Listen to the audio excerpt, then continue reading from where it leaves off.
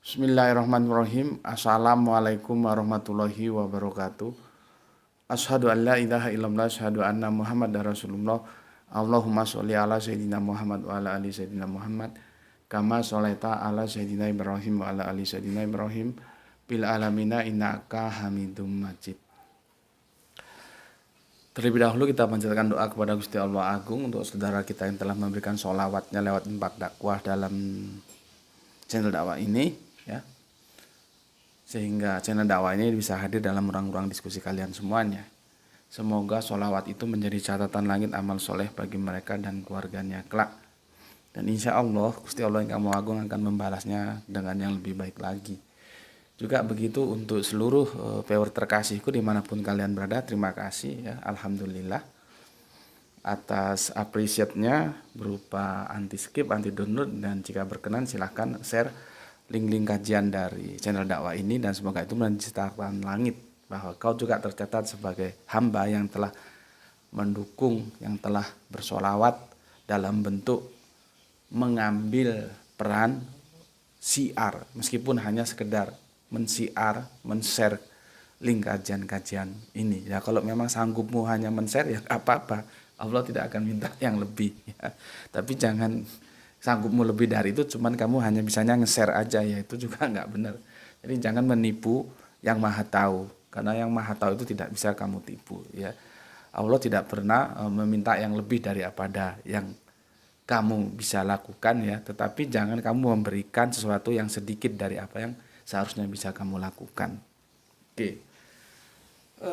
Kali ini kita masuk seri, kalau yang kemarin yang outdoor kan yang ke-6, maka ini kita masuk seri yang ke-7 dengan tajuk jangan katakan Allah bersemayam di atas arsy. Seri yang ke-7, ya. Hari ini kita mengunggah tiga video kajian. Tadi mampir ngombe itu 2, dan sekarang ini 3, ya. Itu sebagai pembuktian bahwasannya satu bisa, satu hari satu bisa, satu hari 2 video bisa, satu hari 3 video juga bisa. Dan ini test case, ya. Sekedar membuktikan. Tapi kan aku bilang seperti yang kemarin, apakah kecepatanku menyuguhkan kajian kepada kalian itu bisa kalian imbangi kecepatan kalian menyimaknya dalam bentuk berapa viewer yang terkumpulkan? Kan masih jauh, ya, masih jauh. Aku nggak minta muluk-muluk, 3 jam pertama satu video 1000 viewer, itu sudah aku sudah cukup lah, tidak terlalu muluk, tapi kan tidak juga terpenuhi, gitu, ya. Sedangkan ide itu kalau aku biarkan dalam otak itu nanti dia ambiar, eman-eman. Makanya cepat-cepat diabadikan dalam bentuk kajian-kajian seperti ini, ya. Tapi walaupun demikian tetaplah aku mempunyai kebijaksanaan, artinya aku bisa maklum lah, ya, karena kalian juga punya kesibukan. Kan tidak mungkin toh kehidupannya hanya habis digunakan untuk belajar saja, nonton YouTube di video tentang video ini saja, kan ya tidak mungkin. Kita sama-sama punya kesibukan sendiri-sendiri, jadi aku maklum lah, ya. Karena tadi sudah 2 video, sekarang 1 berarti 3 video, ya. Dan ini hanya trial error aja, ya. Mungkin ya yang akan sering 2 atau 1 video, tapi sepertinya 2 video atau gimana nanti kita lihat lah, ya. Maka kita usahakan ini santai-santai saja, tidak terlalu panjang. Bismillahirrahmanirrahim.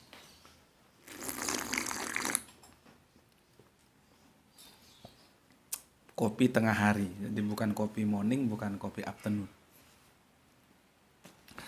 Oke, aku akan baca dulu komen yang masuk dari unggahan yang kemarin, ya, di seri yang ke-6.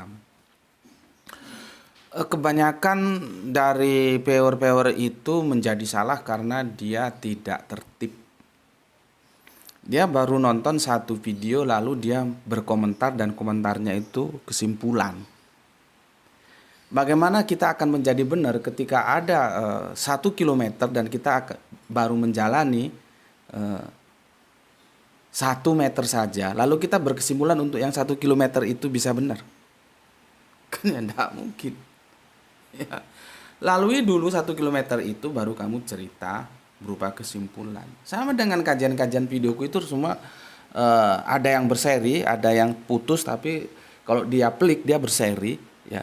Lah kajian kita ini sudah masuk seri yang ke-7, artinya sudah 6 seri kita lalui. Dia di seri ke-6 komentar. Yang seri-seri yang lain dia nonton enggak? Kalau dia nggak nonton terus berkomentar, apalagi komentarnya berupa kesimpulan, ya kan jadi kacau. Itu yang jadi nggak tertib itu loh ya, budaya tertibnya jelek banget gitu ya. Dan yang repotnya lagi terus dia khotbah. Aku nggak pernah undang siapapun untuk khotbah di sini. Kalau kamu punya pemikiran sampaikan dengan baik. Kalau caranya baik aku juga terima baik. Seperti kemarin teman-teman memberikan masukan dan aku ucapkan terima kasih. Ketika aku mengatakan galaksi itu kurang tepat Gus, tepatnya universe. Oke, kita terima. Aku terima kasih. Tapi jangan khotbah di sini. Siapa kamu? Aku nggak pernah mengundang kamu untuk khotbah kok. Kalau mau khotbah silakan cari masjid-masjid, hubungi takmir masjidnya. Apakah menerima khotbah? Syukur-syukur kamu diterima ya. Terserahlah khotbah di sana. Kok di sini ruang diskusi bukan ruang khotbah. Baru nonton 1-2 video, itu pun kalau 1-2, baru 1 video terus komentar ya. Khotbah lagi. Itu kesalahan. Ini Mas AM ini ya. Tapi sudah diingatkan, terima kasih untuk Mas MM ya. Ya. Karena semua ayat-ayat dalam Al-Qur'an orientasinya tidak akan keluar dari pemahaman rububiyah, mulkiyah, uluhiyah. Kalau harus dimaknai angkasa raya itu pun juga menunjukkan tempat. Iya, kenapa rupanya kalau tempat? Tapi kan bagaimana kita memposisikan Allah yang maha hadir itu ketika dia disandingkan dengan tempat. Kamu nonton nggak videoku yang kemarin? Bahwa aku tidak keberatan, aku tetap memberi hormat meskipun aku tidak setuju, aku menolak ketika itu dipahami bersemayam di atas arsy. Aku memberikan solusi, itu harus dipahami secara metafor.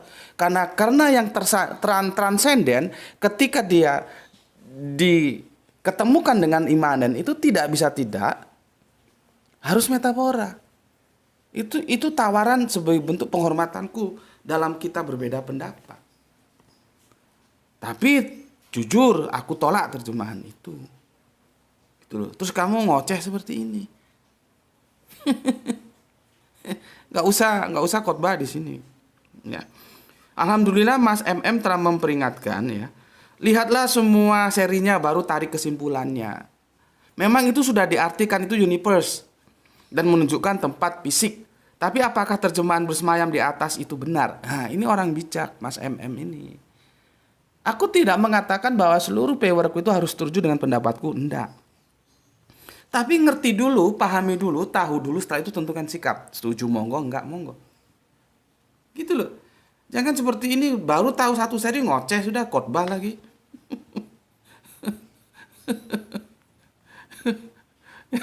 Ya. Gimana bisa bisa tertata ya. Ada lagi dia bilang dia menukil ayat 2533. 2533 tentang tafsir. Tafsir sudah aku diskusikan kemarin. Ya, kita menafsirkan Al-Quran itu dengan 3 metodologi. Ada Quran bil Quran yang sedang kita lakukan. Dan dia kan nggak nonton ini. Ini kan tafsir Quran bil Quran. Kita sedang mencari apa sebetulnya sumastawa itu. Ya, sebetulnya bukan sumastawa. Aku kan sudah bilang sulitnya menjelaskan bahasa seperti itu. Karena suma itu tersendiri, istawa itu sendiri. Yang jadi masalah kita istawanya bukan suma. Suma itu bisa diartikan kemudian, lalu, itu bisa. Itu nggak ada urusan kita. Cuman kan itu kata sudah tergandeng. Akhirnya ya suma stawa. Sebetulnya kita nggak ada urusan dengan sumanya itu. Nah, istawa itu gendernya itu kita temukan, diterjemahkan dengan cara yang terjemahan yang berbeda. Dalam 4 surat ini kita ketemukan. Berbeda, dia diterjemahkan di surat ini siap. Diterjemahkan di surat ini sempurna. Diterjemahkan di surat ini kuat. Di sini sempurna. Ini artinya kan kita menerjemahkan itu, mencari pendapat itu Quran bil Quran. Aku kan kembali ke Quran. Terus di mana salahnya? Artinya aku tidak mengatakan atau tidak aku menafikan semua yang diterjemahkan oleh Depak itu. Aku berusaha objektif. Yang benar dari Depak ya kita ambil, yang salah kita benarkan. Kan begitu. Nah, nanti ada dua lagi metodologi ya. Quran ya dengan hadis. Ada lagi Quran dengan alam ini. Itu kalau berhubungan dengan sains. Gitu loh, ya. Jadi apa hubungannya 2533 itu? Quran 25 itu ayat apa tuh? Al-Furqan ya. 25 itu Al-Furqan, coba lihat ya, 23. 25 itu apa? Al-Furqan. Itu ingatku surat Al-Furqan ya. Belum lagi ayat 11. Aras ya. Di situ apa ayat 11 itu menjelaskan tentang aras itu apa? Al-Furqan. Iya, yang 11 surat apa? Itu surat Hud. Apakah di situ menjelaskan tentang aras itu apa? Kan itu menerjemahkan, tidak menjelaskan. Jadi ya. Lain kali kalau mau masuk ke sini perhatikan, kenali habitat di sini tuh habitat keilmuan. Ya. Bukan tempat khotbah, ya. Jadi aku ingatkan, tertiblah, ya. Ini kan bukan hanya kamu terus di sini ngomong masuk semamu sendiri. Kenali dulu lingkungannya, ya, baru kamu berkomentar. Untuk Mas MM ya, yang nggak tahu ada di mana, tolong disebutkan anunya, tempatnya. Aku matur nuwun, terima kasih atas penjelasannya, sudah bantu menjelaskan kepada Mas AM ini. Ini dari mana Mas AM ini ya? Dia sebut dari Indramayu atau mana gitu ya? Coba kita lihat dari Indramayu kalau nggak salah ya. Tuh, coba video yang kemarin terakhir yang outdoor dilihat di shootingannya. Aku mau lihat anunya, komentarnya dari mana ini. Kemudian ada lagi begini. Ini dari KA ya, dari KA. Sebetulnya dengan berkata-kata, dengan pendapat seperti ini, Anda menjadi tidak layak hidup di zaman Android. Ya, ini sudah zaman Android kok. Nggak tahu KB bukan KA. KB ini dari mana? Ya. Begini katanya si KB ini. Ya. Ada dua kantong sifat ilmu pada Islam disebut dalam Al-Qur'an ya. Mukamat dan mutasabihat. Ini sudah kita bahas ya. Mukamat dan mutasabihat sudah kita bahas ya. Mukamat dan mutasabihat sudah kita bahas. Sebentar aku memang perlu bermain apa namanya ini, gadget ini secara canggih seharusnya ya, tapi ya kadang-kadang aku sering ya. Oh bukan di sini, di mana tuh ya, yang kemarin tuh yang outdoor sudah ketemu belum? Sebentar, nggak apa-apa iklannya, anunya apanya, komentarnya. Bapak nggak bisa baca tuh kalau kamu hitam gini ya. Sulit Bapak. Kalau kamu hitamkan gini ya. Gini kata Mas AM ini. Untuk menafsirkan Quran maka harus dengan Quran. Nggak harus dengan Quran Mas. Dengan hadis bisa. Dengan alam ini juga bisa. Ada 3 metodologi yang aku sampaikan. Kamu di sini khotbah. Karena Quran setepat tafsir, lihat Quran surat 2533. Menjelaskan apa 2533 itu? Karena di situ ada diksi tafsiron di ujungnya itu, terus kamu kira itu menjelaskan tentang metodologi tafsir, kan bukan. Dan untuk memahami aras maka tafsirnya pada Quran surat 11, 17. Apa yang dijelaskan pada Quran surat 11 ayat 17 tentang aras? Dijelaskan di situ? Kan enggak. Apakah itu tempat atau lokasi, silakan dipahami. Lah kamu paham nggak? Orang kamu aja nggak paham yang kamu tulis kok. Ini dari mana dia? Dari Mulyono, dari Indramayu, Jawa Barat. Kacau kamu. Yang tertib kalau masuk itu. Ada 11 video, tonton 11 dulu, baru cangkemmu komentar. Kalau enggak kamu nyampah doang di sini. Di sini habitatnya habitat ilmu. Ya, ini sekarang dari Mas KB ya. Ada 2 kantong sifat ilmu pada Islam disebut dalam Quran. Ianya mukamat dan mustasabihat. Mukamat merupakan ilmu tentang norma dengan keterangan dan penjelasan yang jelas dan gamblang. Mutasabihat merupakan ilmu tentang norma kajian ya, yang dibungkus pada tempat yang sangat rahasia. rahasia katanya.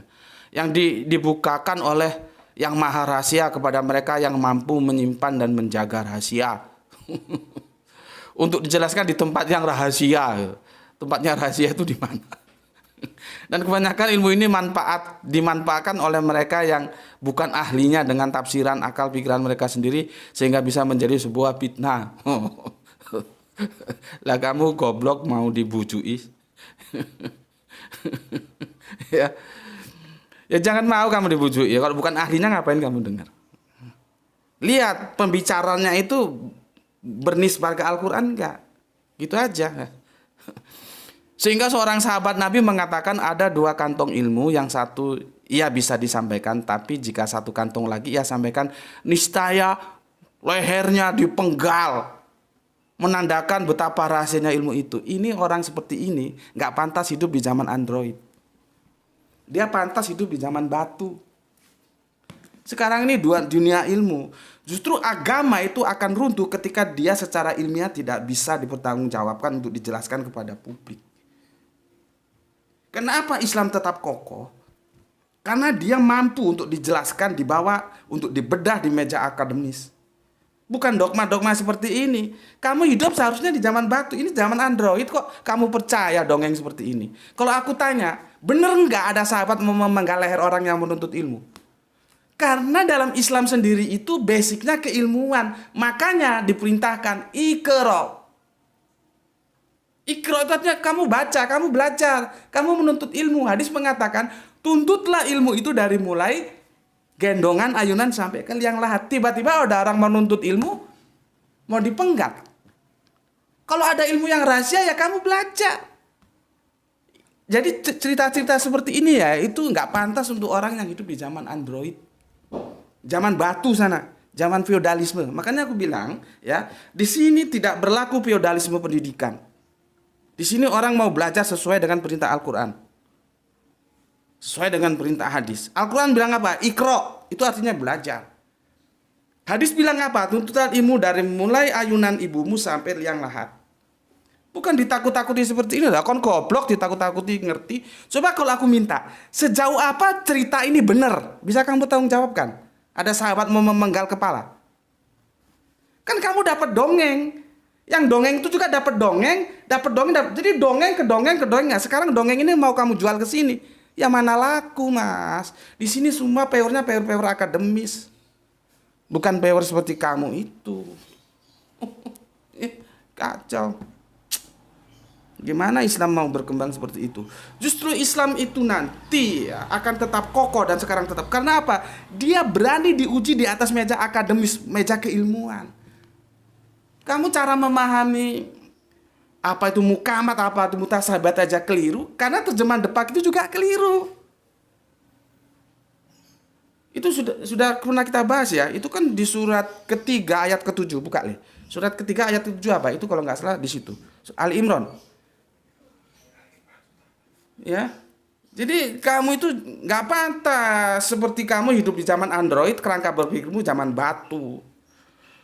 Justru kita dalam Islam itu diperintahkan untuk menuntut ilmu. Dan agama-agama yang tidak bisa surat 3, surat 7 ayat 3. Benar.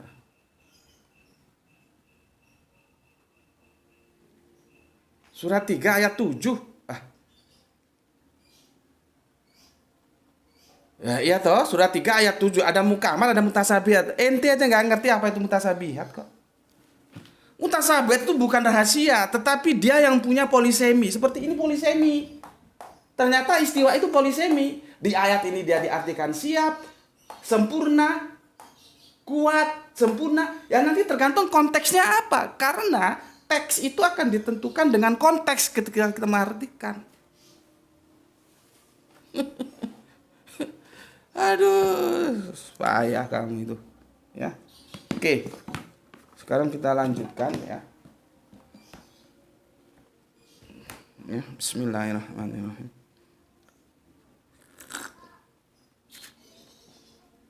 Jadi hindarilah agama dongeng. Agama itu harus dengan pengetahuan. Dan kita bangga dengan Islam karena dia berani diuji di atas meja akademis. nanti ya, mungkin aku sudah mati atau masih menangi, nanti agama-agama yang bertahan dari sekian agama itu, ya, itu agama yang secara akademis mampu diuji, berani diuji. Itulah Islam. Gitu deh. Sekarang kenapa Eropa Barat itu terjadi penjualan gereja dan segala macamnya? Maka terus kenapa ada disebut dengan matahari terbit dari barat? Karena orang sekarang sudah berpikir ilmiah. Kalau dia tidak sesuai dengan bagaimana otak itu bekerja, berpikir, itu akan ditinggalkan gitu loh. Dogma sudah tidak laku. Oke, ya. Aku lanjutkan di sini, ya. Alhamdulillah kita sudah menemukan setidaknya 4 varian, yang itu varian dari istiwa diterjemahkan menjadi 4 model. Ada yang pertama, kalau kita pakai modelnya Al-Mu'minun, maka dia diterjemahkan siap. Kalau di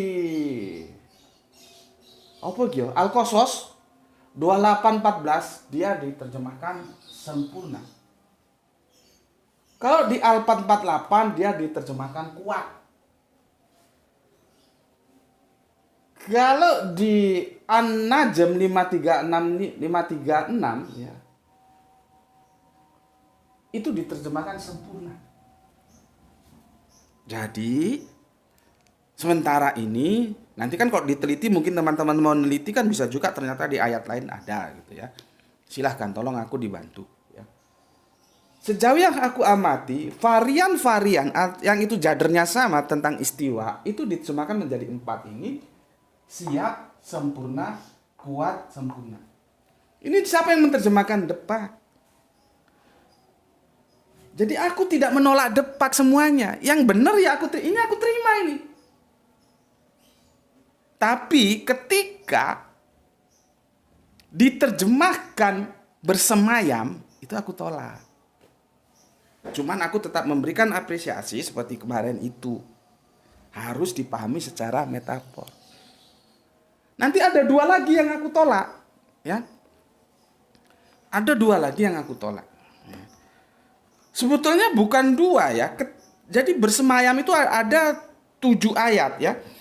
Di surat Al-A'raf, ya surat 54. Di surat Al-A'raf ayat 54 ya. Yunus 3, Ar-Ra'd 2, Toha 5, Al-Furqan 5, As-Sajdah 6. Sorry. Jangan. Aku ulangi ya. Keliru. Mana ballpoint Bapak? Keliru baca. Ada ballpoint di situ. Ya. Gini. Di Al-A'raf 54. Ya. Di Yunus 3. Di Ar-Ra'd 2. Di Toha 5. Di Al-Furqan 59, di As-Sajdah 4, dan di Al-Hadid 4. Ada berapa ayat itu? Ada 7 ayat. 7 ayat itu nanti kita dekonstruksi. Karena itu menggunakan kata semayam dan aku tolak. Nanti ada di 1 ayat lagi. Nah, sekarang kita tinggal mengambil ini, variannya ini, mana yang itu sejalan dengan kata-kata yang ada di sini. Gitu loh. Ini namanya tafsir Quran bil Quran. Jadi aku tidak semena-mena Depak itu kita anggap ulama lah ya. Ulama tolak semua. Enggak. Tapi enggak ulama terima semua. Itu kan babi budek namanya. Harus ada seleksi. Ulama yang benar ya kita terima. Yang salah ya kita tolak. Tapi kita harus bisa membenarkan kalau salah. Gitu loh. Ya. Oke. Coba aku lihat di sini ya. Ini nanti ini sudah dipoto toh? Dipoto. Sudah ya. Nanti Bapak perlu sebabnya ini ya, supaya Bapak nanti nggak kehilangan waktu. Ini aku hapus ya. Universe sudah ya. Ini aku hapus. Ya. Ini aku hapus.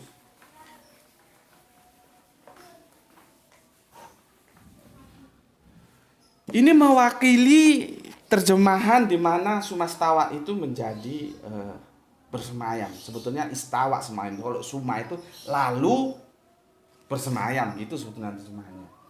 Ya, ini mewakili di antara yang 7 tadi aku ambil yang 1 ya. Quran surat apa ini? Al-A'raf. Al-A'raf. Ya. Al-A'raf surat ke-7 ayatnya ke-54. Ini di antara yang 7 tadi. Ini bersemayam semua ini, ya. Ini 1.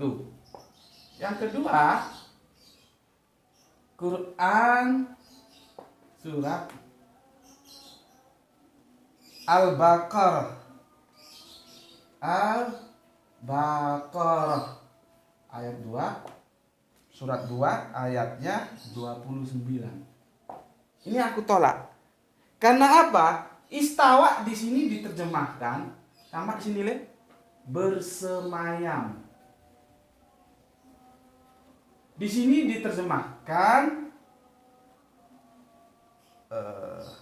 menuju.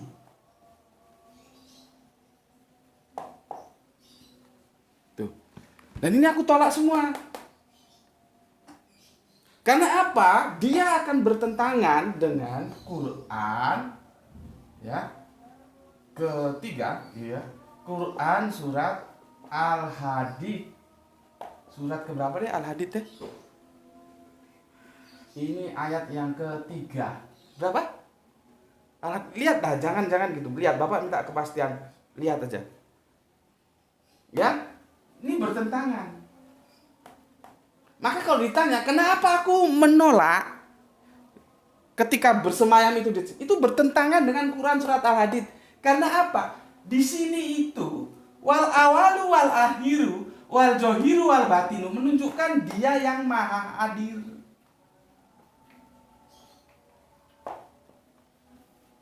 Itu loh. Dia yang tidak terikat oleh ruang dan waktu. Dia yang mengetahui yang zohir, dia mengetahui yang batin. Sedangkan kalau di sini dia sudah menunjukkan tempat, lokus. Ini lokus ini. Lokus. Ini lokus. Kalau di sini bersemayam, terus angkasa raya atau Ares diterjemahkan bersemayam itu istawa, maka dia harus dikatakan dia terikat dengan tempat, lokus. Terikat dengan apa? Angkasa raya. Terikat dengan apa Ares? Kalau di sini menuju, ini kalau nggak salah terjemahannya menuju langit. Sudah ketemu belum? Surat 57, ya. Ya, ini berarti dia moving, bergerak dari satu tempat ke tempat yang lain. Ini dia moving, ya, bergerak karena dia menuju. Ini dia terikat waktu, tempat itu, ya. Makanya aku tolak ini. Tetapi sekali lagi aku ulang-ulangi supaya tidak salah paham kalian. Kalau mau diterjemahkan seperti itu, monggo. Aku memberikan solusi. Jangan dipahami secara harafiah.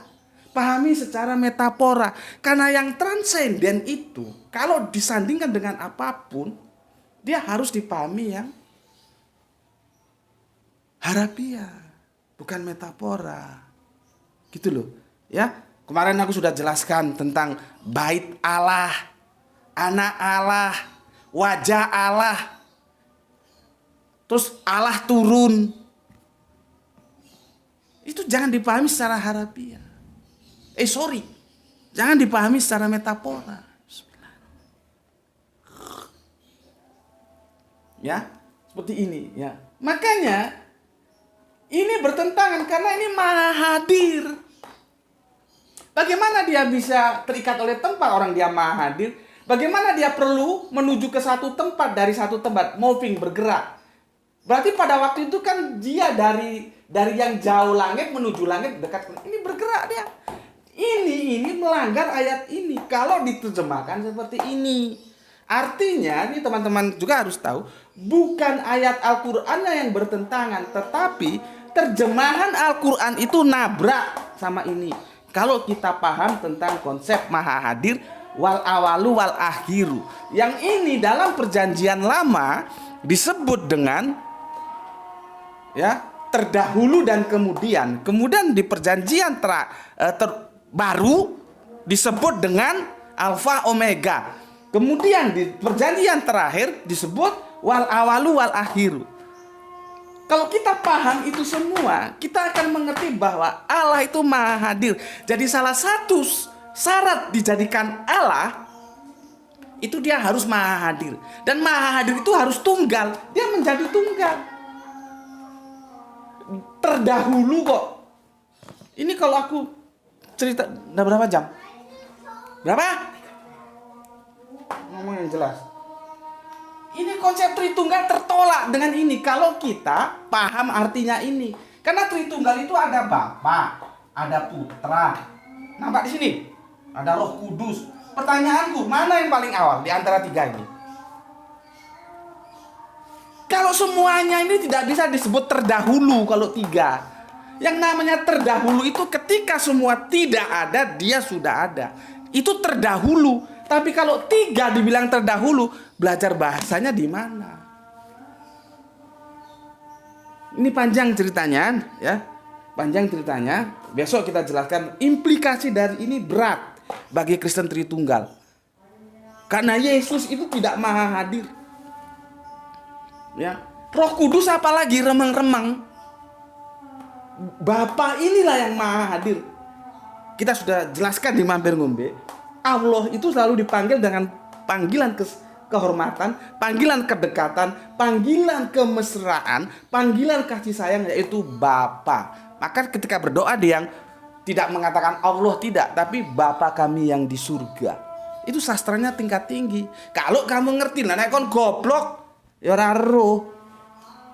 Jadi konsep ini menolak Tritunggal.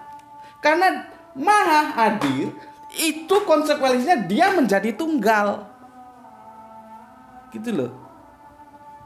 Kan dalam kekristenan teologis Tritunggal itu Bapa itu sendiri, Putra sendiri, Roh Kudus sendiri. Nanti ada yang makanya Tritunggal 3 dalam 1, 1 dalam 3. Gimana menjelaskan 3 tapi 1, 1 tapi 3 ini? Maka nanti ada konsep ousia. Ya. Ada lagi yang biasanya disebut hipostasis, ya. Jadi hipostasis itu pribadi 3, nanti ousianya jadi 1.